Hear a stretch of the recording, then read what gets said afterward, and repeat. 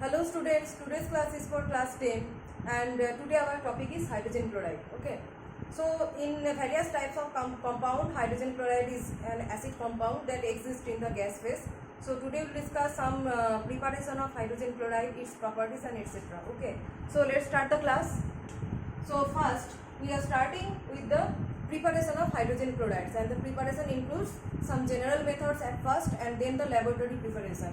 Laboratory preparation means when we are trying to synthesize in huge amount. Okay. So at first preparation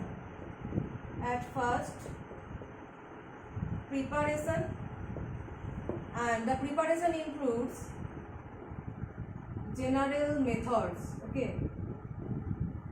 In this general method, first one is by the direct combination of hydrogen and chlorine. Okay. In presence of sunlight. In presence of sunlight, this is the direct combination of hydrogen and chlorine. Direct combination. In presence of sunlight, by the direct combination of hydrogen and chlorine, we can synthesize 2HCl, that is hydrogen chloride. All are reacting in the gas phase, hydrogen gas phase, chlorine gas phase, and hydrogen chloride is also producing in the gas phase. So this reaction can only happen in presence of sunlight. In dark, their reaction is very slow. But when you use some catalyst like charcoal, when you use activated charcoal as a catalyst, then this reaction can also occur in dark. Otherwise, it can't occur in dark. So this reaction can't happen. This reaction can't happen in dark, but in presence of activated charcoal as a catalyst, okay, it can happen in dark, right? So in presence of activated charcoal as a catalyst, it can happen in dark. This is the first general method for preparation of HCl. First general method, okay. But we cannot use this type of reaction. Generally, we cannot handle this type of reaction because such type of reactions are very explosive. Okay. The reaction that occurs in presence of sunlight are actually very explosive in nature. Very vigorous reaction. So we cannot handle it in laboratory or something else. So that's why we are avoiding this type of reaction and proceeding to the next procedure. So what will be the next procedure? So by the action of concentrated sulfuric acid, the second procedure, by the action of concentrated sulfuric acid over metal chlorides. Metal means electropositive elements.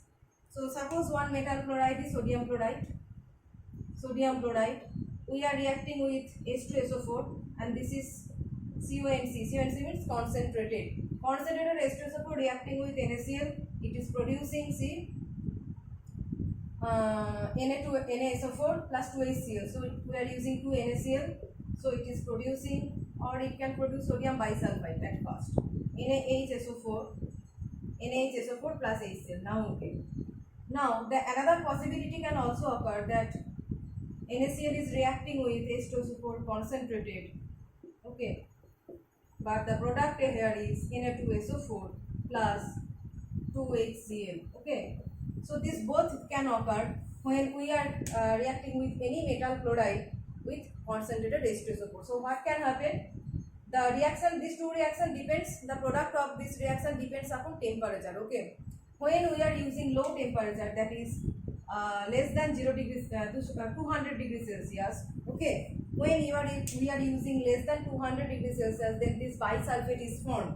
And when we are using greater than 200 degrees Celsius, then the product is sodium sulfate and 2HCl. This is the general method, that is metal chlorides reacting with concentrated H2SO4, but temperature should be maintained to whatever we are wanting, either sodium sulfate method or sodium sulfate method. Okay, therefore that case temperature should be maintained. So this process is also used in our laboratory. Okay, this procedure, this is the general method 2, and this second general method is also used in the laboratory preparation. So next is laboratory preparation.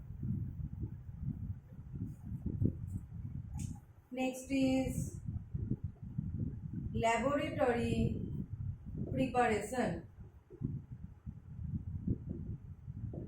Okay, next is laboratory preparation. So in laboratory we are also using the second method, and we are actually utilizing the first method, that is NaCl plus H2SO4, giving at less than 200 degrees Celsius, giving sodium bisulfate plus HCl.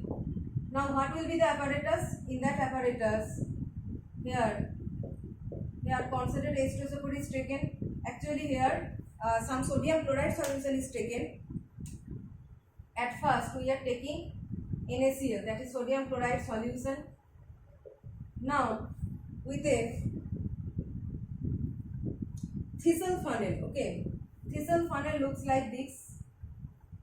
We are pouring concentrated H2SO4.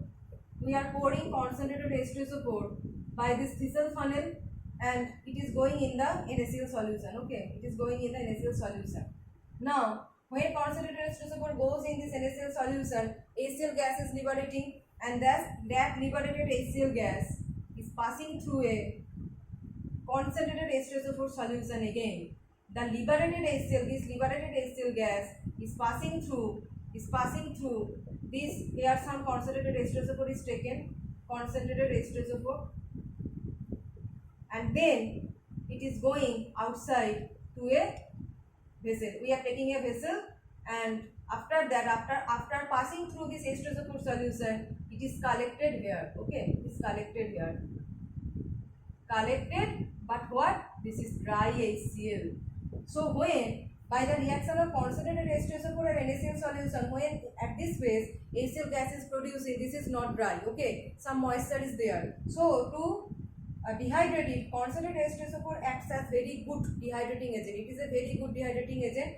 So the moisture present in the HCl gas that is liberated here, we are passing this HCl gas, moistened HCl gas, to this concentrated H2SO4 solution. When passing through this concentrated H2SO4 solution, the concentrated H2SO4 absorbs the moisture within the HCl gas, and after that I have written that is dry HCl gas we are collecting here. So why concentrated H2SO4 is used here? To dry the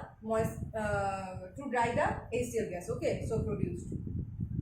So this is the whole laboratory preparation. This is the whole setup. Okay. Now there will be one question, that is for dehydrating agent phosphorus pentoxide.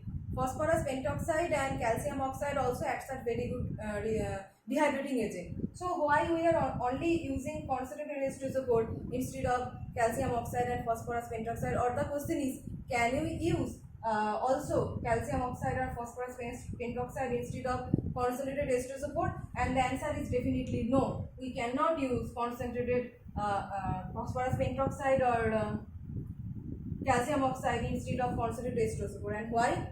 So the point is, we cannot use calcium oxide or P2O5. P2O5 means it is phosphorus pentoxide. Okay. So we cannot use calcium oxide or phosphorus pentoxide instead of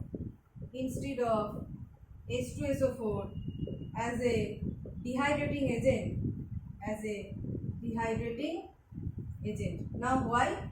Because concentrated H2SO4 is a acid, and HCl so produced is also acidic. So acid will not react with acid. That's why H2SO4 and HCl do not react. Okay, H2SO4 does not react with HCl because both are acidic. But calcium oxide and phosphorus pentoxide have some basic character. So a base can react with acid, that is HCl. That's why when we are using calcium oxide as a dehydrating agent, calcium oxide reacts with HCl and producing calcium chloride plus H2O. So this reaction takes place. So instead of getting hydrogen chloride, dry hydrogen chloride, when we use calcium oxide as a dehydrating agent, we are getting calcium chloride. And the second is when phosphorus pentoxide we are using and trying to dry the HCl gas, it is producing phosphorus oxychloride and H3PO3, phosphorus oxychloride and HPO3,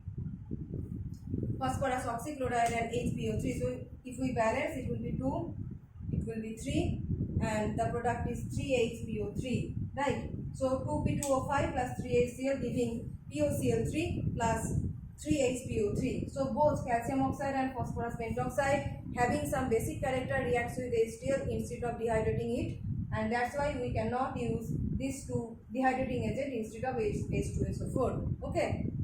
So in today's class I have explained some points about the preparation of hydrogen chloride. There are some more points I will discuss in the next class. Okay.